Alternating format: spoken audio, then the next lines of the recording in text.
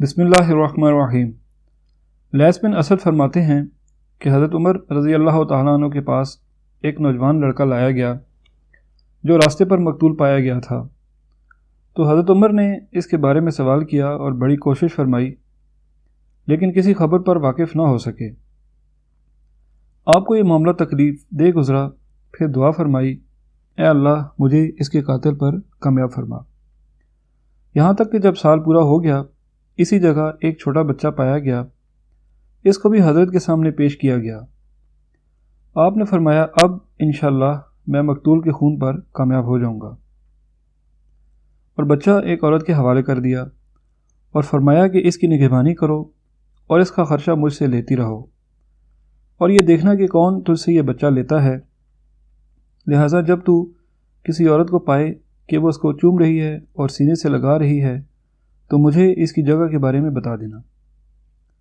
جب بچہ جوان ہو گیا تو ایک باندی آئی اور عورت کو کہنے لگی، میری آقا نے مجھے بھیجا ہے آپ کی طرف اس لیے کہ آپ میرے ساتھ اس بچہ کو بھیج دیں، وہ اس کو دیکھیں گی اور آپ کی طرف واپس لوٹا دیں گی۔ عورت نے کہا، صحیح ہے، اس کو لے جا، لیکن میں بھی تیرے ساتھ چلتی ہوں۔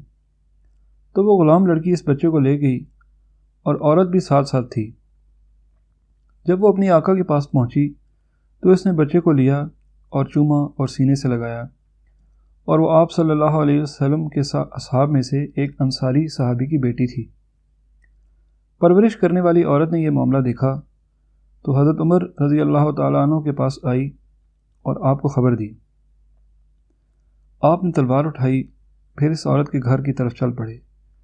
اس کے والد کو دروازے پر ٹیک لگا کر بیٹھے ہوئے پایا۔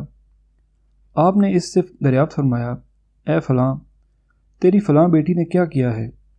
اس نے عرض کیا، اللہ اسے جزائے خیر دے امیر المومنین، وہ تو لوگوں کے درمیان اپنے والد کے حقوق کا لحاظ رکھنے میں جانی پہچانی جاتی ہے، اور نماز کو اچھا ادا کرنے میں اور دینی معاملات کو ادا کرنے میں مشہور ہے۔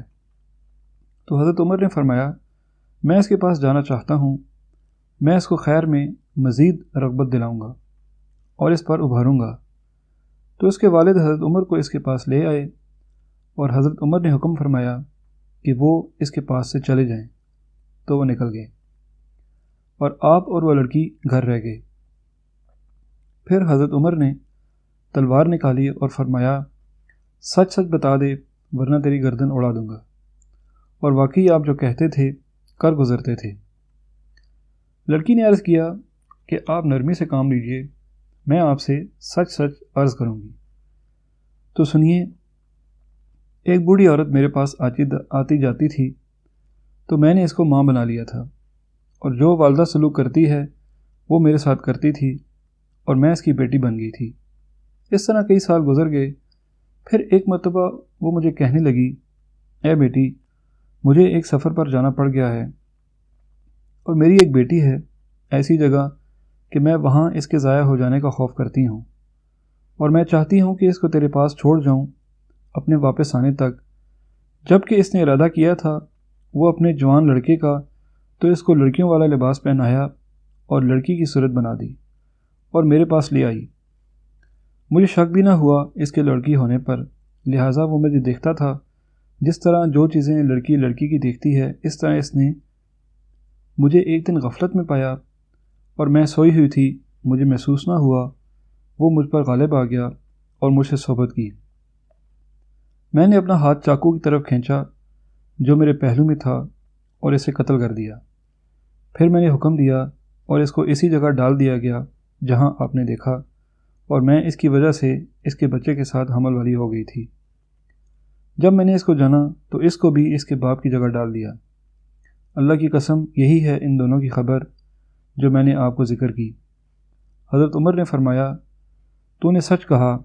پھر اس کو نصیحت کی اور اس کے لیے دعا کی اور نکل گئے، اور اس کے باپ سے کہا، واقعی تیری بیٹی بہت اچھی ہے، اور لوٹ گئے۔